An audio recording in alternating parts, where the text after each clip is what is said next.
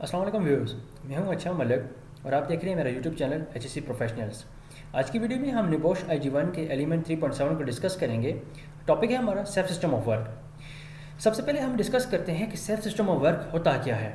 Self system of work से मुराद आपके काम का वो तरीक़ाकार जो आपके उस काम के लिए मौजू हो और उस काम के लिए सेल्फ कंसिडर किया जाए और उस काम के लिए पुरअमन कंसिडर किया जाए, वो कहलाता है उस काम का सेल्फ सिस्टम ऑफ वर्क। अब सेल्फ सिस्टम ऑफ वर्क जो है हम हर एक एक्टिविटी के लिए जो है डिज़ाइन करते हैं। आपने अपने वर्किंग इन्वायरमेंट में कोई भी एक्टिविटी करनी है, चाहे अगर आपने एक छोटा सा इक्विपमेंट लेके उससे एक बड़ा इक्विपमेंट की ऑपरेशन से लेके कोई जस्ट सिंपल की एक्टिविटी अगर आपने वहाँ पे सर अंजाम देनी है, तो हर एक एक्टिविटी के लिए, हर एक ऑपरेशन मैयर्स के लिए, हर चीज़ के लिए एक सिस्टम ऑफ वर्क होता है और वो सिस्टम ऑफ वर्क हमारे पास कहलाता है सेल्फ सिस्टम ऑफ वर्क कहलाता है। कब कहलाएगा सेल्फ सिस्टम? जब वो प्रॉपर मैयर्स को बुरेकार लाते हुए बनाया जाएगा और सेफ्टी प्रोटोकॉल्स को अपने वहाँ पे मेंटेन किया होगा, तो इस उम्र में हम क्या बोलेंगे कि वो हमारे पास सेल्फ सिस्टम ऑफ वर्क कहलाएगा, क्योंकि आपने उसको सेफली और मैयर्स को जो है वहाँ पे यूटिलाइज करते हुए उसको डिवेलप किया है। Introduction to self system of work. Basically आपका सेल्फ सिस्टम ऑफ वर्क जो होता है वो कोई ज़बानी कलामी वाला सिस्टम नहीं है, वो प्रॉपर्ली फॉर्मली रिकॉर्डेड एक सिस्टम होता है जो systematic examination of the work place के बाद बनाया जाता है, जिसमें सबसे जो अहम चीज़ है वो है hazard identification and then self method define. हमारा प्रोटोकॉल इसमें क्या होता है, हमारा तरीका क्या होता है कि हम हैज़र्ड्स को आइडेंटिफाई करते हैं एक्टिविटी के लिए। कोई भी एक एक्टिविटी हम पहले सेलेक्ट करते हैं, उस एक्टिविटी के साथ मुंसलिक हम हैज़र्ड आइडेंटिफाई करते हैं, फिर उन हर एक हैज़र्ड के लिए उसके अकॉर्डिंगली हम सेल्फ मेथड डिफाइन करते हैं कि भाई इनको हर एक हैज़र्ड को कंट्रोल करने के अलग अलग कि किस मेथड के थ्रू हम इनको कंट्रोल कर सकते हैं। तो अल्टीमेटली हम पूरी की पूरी अपनी एक्टिविटी को सेल्फ बना लेते हैं, इन सेल्फ मैयर्स को जो है कंबाइनली वहाँ पे यूटिलाइज करके। अब सेल्फ सिस्टम ऑफ वर्क हमारा इफेक्टिव कब होगा? To be effective the self system of work must bring together people, equipment, material, environment. PEME इसको प्रोनाउंस किया जाता है, ठीक है। तो ये चार ऐसी चीज़ हैं, जब ये चारों चीज़ें आपकी अंडर कंसिडरेशन आएंगी और इन चारों चीज़ों को आप मिला जुला के साथ में यूटिलाइज करेंगे, तो तब हम कहेंगे कि आपका सेल्फ सिस्टम ऑफ वर्क क्या है, इफेक्टिव है। अगर इन चारों में से अगर आपने किसी एक भी फैक्टर को अगर आपने जो है यूटिलाइज नहीं किया, वहाँ पे अंडर कंसिडरेशन नहीं लिया, तो आपका सेल्फ सिस्टम ऑफ वर्क कभी भी वहाँ पे इफेक्टिव नहीं हो सकता, क्योंकि उसने एक बहुत बड़ी जो है फैक्टर को वहाँ पे जो है उसने निकाल दिया या उसने वहाँ पे उसको मिस कर दिया है। सबसे पहली बात हमारी जो अंडर कंसिडरेशन आने वाली वो ये है कि पीपल, किस who is the self system of work for, कि सेल्फ सिस्टम ऑफ वर्क आप बना किस लिए रहे हो, वो कौन सा जो है वहाँ पे आपके लिए वर्कर्स हैं, कौन से जो है वहाँ पे क्राइटेरिया के हैं, वो जनरल आपके कौन से वर्कर्स हैं, जनरल वर्कर्स हैं आपके जो फील्ड में काम कर रहे हैं, या स्पेसिफिकली कोई आपके स्पेसिफिक वर्कर्स हैं। मिसाल के तौर पर मैं अपने उन वर्कर्स के लिए बनाना चाह रहा हूँ जो एक्सकवेशन की एक्टिविटी कर रहे हैं, मैं अपने उन वर्कर्स के लिए सेल्फ सिस्टम ऑफ वर्क बनाना चाह रहा हूँ जो कन्फाइंड स्पेस में काम कर रहे हैं, मैं अपने उन वर्कर्स के लिए बनाना चाह रहा हूँ जो वर्क एट हाइट कर रहे हैं। तो आप सबसे पहली बात तो ये आ गई कि आपका self system of work target किसको कर रहा है वहाँ पे, फिर उनके पास लेवल ऑफ कॉम्पिटेंसीज क्या है। अब उसमें में से भी फॉर एग्जांपल मैंने अपनी एक एक्टिविटी पकड़ ली कि मैं वर्क एट हाइट के लिए सेल्फ सिस्टम ऑफ वर्क बना रहा हूँ। अब वर्क एट हाइट में भी अब वहाँ पे डिफरेंट लेवल के लोग काम कर रहे होंगे, वहाँ पे सुपरविजन के लिए सुपरवाइजर भी अवेलेबल होगा, उसके लिए भी एक सिस्टम ऑफ वर्क होगा। वहाँ पे जनरल वर्कर भी काम कर रहा होगा जो स्कैफोल्ड के ऊपर काम कर रहा है, फिर स्कैफोल्ड इरेक्शन करने वाले बंदे अलग होंगे, उसको डिसमेंटल करने वाले लोग अलग होंगे वहाँ पे, ठीक है। तो मैं हर एक लेवल के बंदे को मैं देखूंगा कि मैं ये देखूंगा कि उसके पास उसकी कॉम्पिटेंसीज क्या है, वहाँ पे टेक्निकल एबिलिटीज़ क्या है, वहाँ पे उसके पास आया वो प्रॉपर ट्रेंड है, अनट्रेंड है वहाँ पे, और मैं उनकी जो है सारे के सारे फैक्टर्स को मैं अंडरस्टैंड करते हुए, मद्देनजर रखते हुए, मैं उसके accordingly self system of work उसके लिए फिर क्या करूँगा, वो डिज़ाइन करूँगा। क्योंकि अगर मुझे कहीं पे भी एक लूप नजर आता है तो वो लूप मैंने यहाँ पे इसके अंदर फुलफिल करना है कि मैंने बोलना है कि फॉर एग्जांपल आपको पता चला है कि वर्कर के पास स्पेसिफिक ट्रेनिंग नहीं है, तो सबसे पहले प्रोटोकॉल ही आपका ये होना चाहिए कि फर्स्टली उसको जो है ट्रेन किया जाए और फिर उसके बाद इसको इंप्लीमेंट किया जाए। क्योंकि सेल्फ सिस्टम ऑफ वर्क जो है बेसिकली ये आपकी बहुत सारी चीज़ों को अंडर कंसिडरेशन लेके फिर डिवेलप किए जाते हैं। दूसरी चीज़ आती है आपकी equipments, what equipment will be use. अब ड्यूरिंग द वर्क जो है वो जो जिन स्पेसिफिक लोगों के लिए आप बना रहे हैं वो किन इक्विपमेंट को यूज़ कर रहे हैं या किस इक्विपमेंट के लिए आप बनाने जा रहे हैं, कि जब भी इस इक्विपमेंट को यूज़ किया जाएगा तो इस सेल्फ सिस्टम ऑफ वर्क को फॉलो करते हुए इस इक्विपमेंट को यूज़ किया जाएगा। तो आप पहले इक्विपमेंट को फोकस करेंगे कि भाई इस एक्टिविटी के अंदर कौन सा इक्विपमेंट यूज़ हो रहा है, what safety requirement will be required. और जब भी इस इक्विपमेंट को यूज़ किया जाएगा तो इसकी बेसिक रिक्वायरमेंट्स क्या है, जैसे मैन्युफैक्चरिंग इन्फॉर्मेशन आप देखेंगे वहाँ पे कोई केमिकल्स वगैरह हैं तो उसकी मटेरियल सेफ्टी डेटा शीट्स वगैरह हम उसकी देखते हैं, तो उससे हमें आइडिया हो जाता है कि भाई इन चीज़ों की बेसिक रिक्वायरमेंट्स क्या हैं, ये क्या कहती हैं कि मिनिमम किस क्राइटेरिया के ऊपर अगर इन्हें हम यूज़ करेंगे तो ये सेफली हमारे पास काम करेंगे। फिर मटेरियल की बात आ जाती है कि वहाँ पे मटेरियल मतलब मवाद कौन सा इस्तेमाल हो रहा है, what material will be use और हैंडल ड्यूरिंग द वर्क, कि काम के दौरान वहाँ पे किन मटेरियल्स को यूज़ किया जा रहा है, किस चीज़ को हैंडल किया जा रहा है। मिसाल के तौर पे एस्बेस्टोस अगर वहाँ पे कैरी किया जा रहा है तो आप देख रहे हैं सीमेंट कैरी किया जा रहा है, रेत जो है कोई और चीज़ कैरी की जा रही है, कोई मटेरियल यूटिलाइज किया जा रहा है, कोई हैजर्डस है, नॉन हैजर्डस है, पॉइजनस है, रिएक्टिव है, फ्लेमेबल है, किस तरह का मटेरियल है वहाँ पे, उस मटेरियल की नेचर आप देखेंगे और उसके अकॉर्डिंगली फिर आप अंडर कंसिडरेशन उस चीज़ को लेंगे। देन वर्किंग इन्वायरमेंट, कि इन्वायरमेंट से मुराद वो जगह जहाँ पे एक्टिविटी हो रही है, आपकी प्रेमिसेस का इन्वायरमेंट कैसा है। अब इन्वायरमेंट के अंदर बेसिकली जब हम जनरल इन्वायरमेंट को डिफाइन करते हैं तो हम कहते हैं कि एवरीथिंग सराउंड अस, हमारे इर्द गिर्द मौजूद हर एक चीज़ हमारे इन्वायरमेंट का हिस्सा है, हमारा इर्द गिर्द जो है वही हमारा इन्वायरमेंट है। तो जनरली जो फैक्टर्स हम इसमें डिफाइन करते हैं, जो फैक्टर्स हम अंडर कंसिडरेशन है, तो उसमें आ जाए स्पेस, लाइट, टेम्परेचर, ह्यूमिडिटी, ये सारी चीज़ें वो हैं जो हम अंडर कंसिडरेशन ये फैक्टर्स लेते हैं और इसकी बेस के ऊपर हम डिफाइन करते हैं कि भाई इनकी वजह से क्या हमें इंप्लीकेशन आ सकती हैं। मिसाल के तौर पे आपने टेम्परेचर को अगर लिया या लाइट को आपने लिया या स्पेस को आपने लिया, तो आपने देखा कि वर्कर्स ओपन फील्ड में काम कर रहे हैं, स्कॉचिंग सनलाइट के नीचे काम कर रहे हैं पूरा दिन, 45 से 50 डिग्री सेंटीग्रेड के अंदर काम कर रहे हैं, तो आपको एक वहाँ पे चीज़ टास्क के अंदर नजर आया कि भाई लोगों को एनवायरनमेंट की वजह से क्या उनके ऊपर फैक्टर्स जो है रुनमा हो रहे हैं, तो आपने उसके अकॉर्डिंगली फिर सेल्फ सिस्टम ऑफ वर्क को डेवलप करना है। अब जब बात करते हैं हम कहते हैं कि भाई कि लिंक टू रिस्क असेसमेंट, कि आपका सेल्फ सिस्टम ऑफ वर्क जब आपने इन चारों चीज़ों को देख लिया, अब आपने बेसिकली जब रिस्क असेसमेंट की है तो रिस्क असेसमेंट्स के अंदर भी आपने बेसिक जो काम किया वो तो हैजर्ड आइडेंटिफिकेशन का ही काम किया आपने, hazard identified and control recorded, और उसके लिए आपने कंट्रोल मेजर्स वहाँ पे अब रिकॉर्ड करवाए हैं। अब जो हर एक जो हैजर्ड आपने जो है डिफाइन किया और उसके लिए जो कंट्रोल मेजर्स अप्लाई आपने जो है डिफाइन किए वहाँ पे या सजेस्ट किए हैं, अब उन कंट्रोल मेजर्स को जब आप वहाँ पे अप्लाई करेंगे, जब आप फिजिकली वहाँ पे उन चीज़ों को वहाँ पे प्रैक्टिस करेंगे, तो उनको प्रैक्टिस करने के लिए भी जो सिस्टम आपको चाहिए वो सेल्फ सिस्टम ऑफ वर्क ही आपको चाहिए। अब आपकी कोई भी एक्टिविटी उस वक्त तक वो जो है सेफ नहीं हो सकती। मिसाल के तौर पे आपके पास एक हैजर्ड था, उस हैजर्ड को जो है कंट्रोल करने के लिए आपने वहाँ पे कोई इंजीनियरिंग कंट्रोल अप्लाई किया है।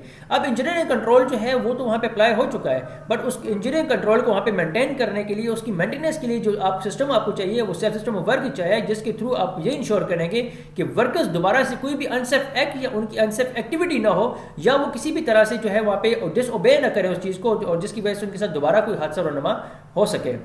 हमेशा डॉक्यूमेंटेड होता है। डॉक्यूमेंटेड इसलिए होता है कि आपके पास पहले तो लीगलाइज हो जाएगा, लीगल आपके पास जो है रिक्वायरमेंट है कि हर काम के लिए आपके पास सिस्टम ऑफ वर्क होना चाहिए, तो लीगल रिक्वायरमेंट है आपकी वो मेट हो जाएगी। दूसरी, परमानेंट रिकॉर्ड आपके पास हो जाएगा, परमानेंटली आपके पास अवेलेबल है। आपको ये पता चलेगा कि भाई यहाँ पे कमी कहाँ पे थी और मुझे इसके अंदर जो है चेंजिंग कहाँ पे करनी है, जिसकी वजह से दोबारा रिव्यू करके आप उसको जो है इंप्लीमेंट कर सकते हैं। तो डॉक्यूमेंटेड प्रोसीजर्स होंगे तो आप उन्हें रिव्यू कर सकते हैं और हर एक के साथ आप इजीली उसको पब्लिश भी कर सकते हैं। डेवलप कौन करता है इसको? डेफिनेटली जो आपके जो है मोस्ट सीनियर पर्सन होंगे या उस स्पेसिफिक एक्टिविटी के अंदर जो सीनियर पर्सन होंगे, जिनके ज़्यादा एक्सपीरियंस होगा, जिनके पास कॉम्पिटेंसीज होंगी, वो जनरल असिस्टेंस लेते हुए वर्कर्स से अपनी मैन पावर से लेते हुए उसको डेवलप करेंगे on the basis of their competencies and on the basis of their skills and experience उस चीज़ को वो डेवलप करते हैं। मोस्ट ऑफ द केसेस में आपको लीगली रिक्वायर्ड होता है कि हर एक्टिविटी के लिए हर एक ऑर्गेनाइजेशन के पास उसका अपना डेवलप किया हुआ सिस्टम ऑफ वर्क हो, जिसको वो अप्लाई करके उसको जो है अपने वर्कर्स की सेफ्टी को इंश्योर करें। एम्प्लॉयर की रिस्पॉन्सिबिलिटी है कि वो इसको डेवलप करेगा और वर्कर्स की रिस्पॉन्सिबिलिटी है कि उसको फॉलो करेंगे। अब यहाँ पे बात ख़त्म नहीं होती, ये नहीं है कि ऐसा नहीं, बिल्कुल भी नहीं है कि एम्प्लॉयर जो है वो डेवलप करता रहे, वर्कर्स जो है अपनी मनमानी करें और उसको वो इंप्लीमेंट ना करें, उसको वो फॉलो ना करें। तो इन केस अगर वो वर्कर्स फॉलो नहीं करते तो वर्कर्स को भी उसके लिए प्रोसिक्यूट किया जा सकता है और उन्हें उसके लिए फाइन भी किया जा सकता है। ये तो आ गया जी introduction self system of work का। अब हम देखते हैं कि self system of work develop कैसे किया जाता है, इसको बनाने के लिए आप किन स्टेप्स को फॉलो करेंगे और आप सेल्फ सिस्टम ऑफ वर्क को डेवलप करेंगे। तो इसके लिए जो जनरल अप्रोच यूज़ की जाती है उसको बोला जाता है SREDIM, SREDIM approach. S stands for select the task. सबसे पहले उस टास्क, उस एक्टिविटी को सिलेक्ट करें जिस एक्टिविटी को आप परफॉर्म कर रहे हैं और जिस एक्टिविटी के लिए आप सिस्टम ऑफ वर्क बना रहे हैं, आपने वो टास्क, वो एक्टिविटी आपने क्या किया वहाँ पे सिलेक्ट कर दिया। दूसरा, रिकॉर्ड स्टेप्स और स्टेजेस ऑफ द टास्क। अब उस स्टेप के साथ जो आप टास्क जो परफॉर्म करें उसका जो उसके स्टेप्स मुंसलिक हैं, आप हर एक स्टेप को अलग अलग देखें। भाई फलां स्टेप के अंदर ये एक्टिविटी वहाँ पे कंप्लीट होती है। मिसाल के तौर पे आपकी एक टास्क आपने लिया स्कैफोल्डिंग, स्कैफोल्ड के ऊपर वर्क एट हाइट जो है अपनी एक्टिविटी एक ले लिया, आपने टास्क सेलेक्ट कर दिया। अब रिकॉर्ड करें कि भाई किन स्टेप्स के अंदर जो है वर्क एट हाइट होता है। अब वो आपका मिसाल अगर आपने तो देखना है कि भाई स्कैफोल्ड की इरेक्शन से लेके और उसके ऊपर वर्क होने तक पूरे का पूरा अगर आपने लेना है तो फिर आपके स्टेप स्टार्ट होंगे स्कैफोल्ड की इरेक्शन से। आप जनरली सिर्फ उसके ऊपर वर्किंग के लिए बना रहे हैं, जो उसकी वर्किंग की अलग से बना रहे हैं और उसकी स्कैफोल्ड की इरेक्शन और डिसमेंटलिंग के लिए आप अलग से सिस्टम बना रहे हैं, फिर तो आपकी अलग बात आ गई। जनरली हम बात करते हैं कि आप सिर्फ और सिर्फ वर्किंग की बात कर रहे हैं कि स्कैफोल्ड के ऊपर वर्क कैसे आपका होना चाहिए, उसके लिए आप सिस्टम वर्क बना रहे हैं।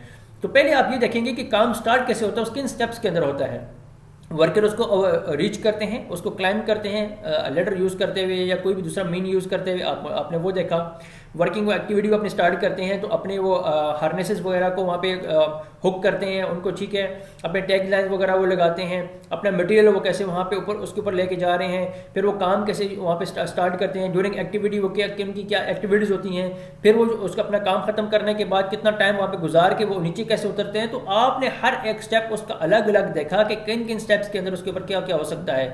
इवन आपने ये देखा कि नज़दीक कहीं पे कोई उनके जो है इलेक्ट्रिकल पावर लाइन्स तो नहीं है, तो सारे स्टेप्स आपने उनके देखने के बाद हर एक स्टेप के लिए आपने जो है अलग अलग कंट्रोल्स डिफाइन करेंगे आप वहाँ पे। अब कंट्रोल डिफाइन करने से पहले आप क्या करेंगे, इवेल्युएशन करेंगे risk associated with each step. अब हर एक स्टेप, पहला स्टेप आपका था कि जो आपने स्कैफोल्ड को रीच करना है, कैसे रीच करना है, आपने थ्रू लेडर रीच करना है।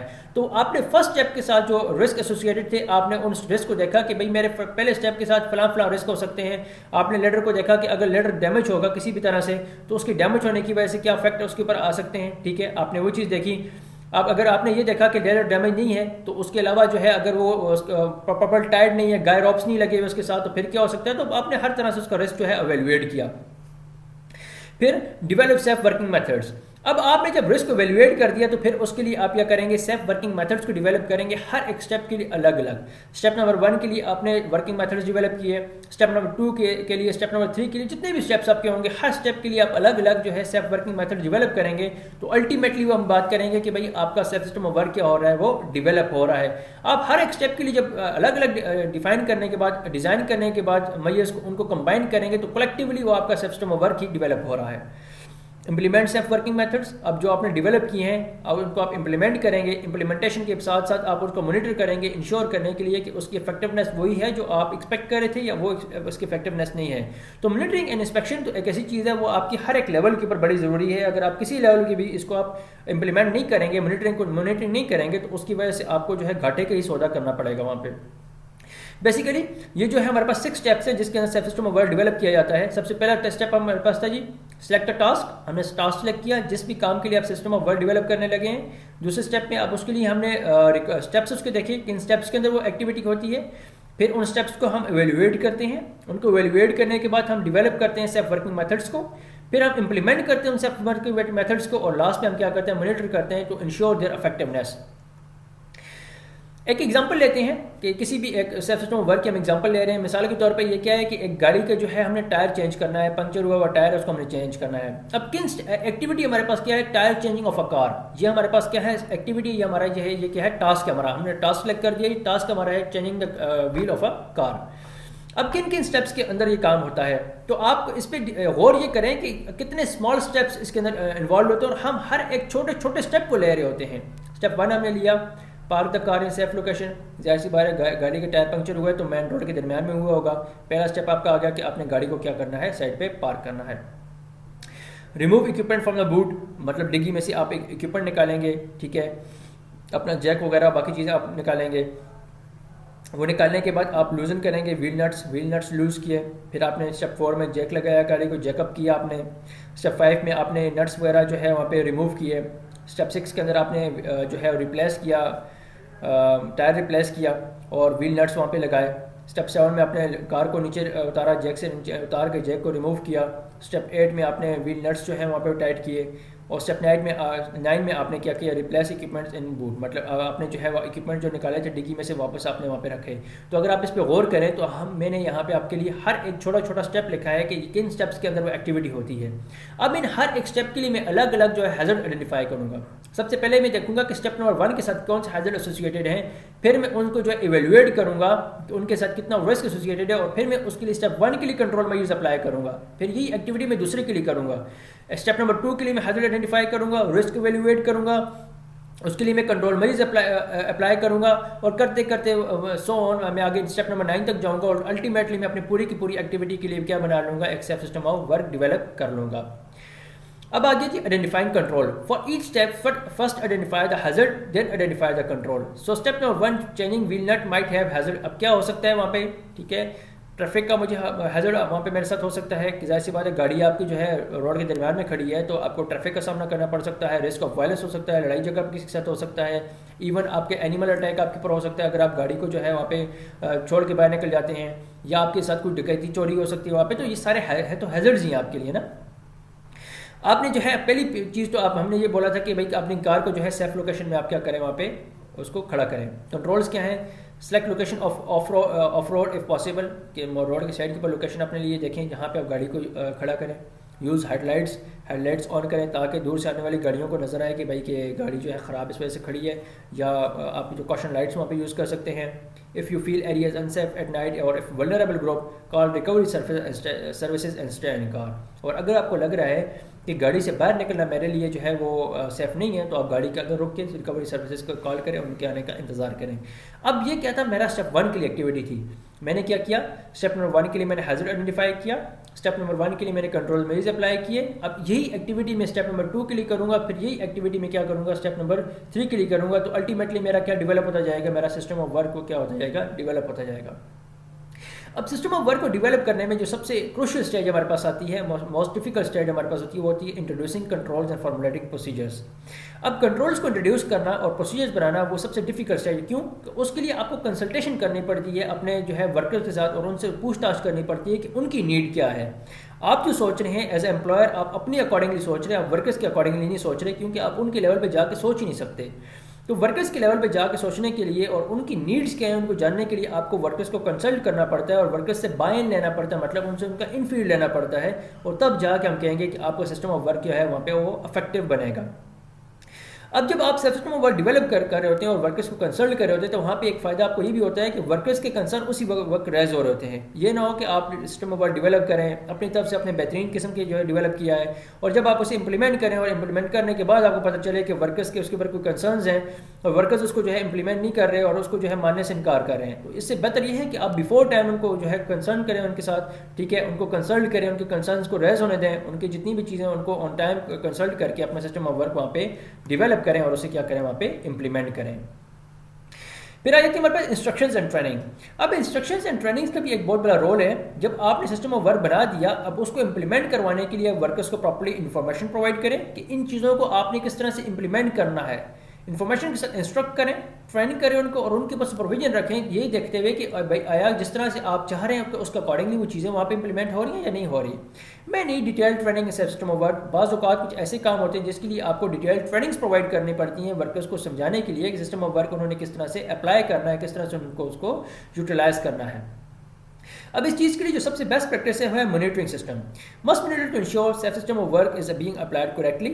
आप मॉनिटर करने से क्या होगा, सबसे पहली चीज़ तो आपको ये पता चल जाएगी कि आफ्टर ट्रेनिंग के ट्रेन करने के बाद जो है वर्कर्स उसको जो है करेक्टली अप्लाई कर रहे हैं, या फिर safe system of work is as safe as and was intended. क्या आपका सेफ सिस्टम ऑफ वर्क उतना सेफ है जितना आप सोच रहे थे, या जिस नस्बुलैन को, जिस मकसद को, जिस गोल को सामने रखते हुए आपने सिस्टम ऑफ वर्क को डेवलप किया है, आया वो उसकी बेसिक्स जो है उसको वो इंप्लीमेंट कर रहा है, ये बेसिक्स को वहाँ पे वो मीटअप कर रहा है। ये इन सारी चीज़ों को देखते हुए हम क्या करते हैं, वहाँ पे प्रॉपर्ली मॉनिटरिंग करते हैं ताकि हम ये इंश्योर कर सकें कि हमारी जो बेसिक रिक्वायरमेंट्स हैं वो सारी फुलफिल्ड हैं या नहीं है। आज हमारा टॉपिक था जी सेफ सिस्टम ऑफ वर्क के बारे में। होपफुली आपको समझ आई होगी अच्छे से। टॉपिक हमारा था सिस्टम ऑफ वर्क के बारे में। हमने बोला कि सेफ सिस्टम ऑफ वर्क ऐसा प्रोसीजर है, हमारा वर्किंग प्रोसीजर है, जिसको हम यूटिलाइज करते हुए अपने वर्किंग प्रोसीजर्स को सेफली जो है वहाँ पे कंडक्ट कर सकते हैं या उनको हम वहाँ पे अटेम्प्ट कर सकते हैं। याद रखें कि जो आपका परमानेंट वर्क है बेसिकली वो आपके सेफ सिस्टम ऑफ वर्क का ही हिस्सा है। बाज़ औक़ात कोई एक्टिव, जब हमने सबसे पहले स्टेप ये बोला ना, सिलेक्ट टास्क, जब हम टास्क सेलेक्ट करते हैं या उसके साथ उसके स्टेप्स देखते हैं तो हमें ये दिखाई देता है कि ये एक्टिविटी इंतहाई हैज़र्डस है और इस एक्टिविटी को परफॉर्म करने के लिए अब विदाउट परमिट ये काम आप नहीं कर सकते।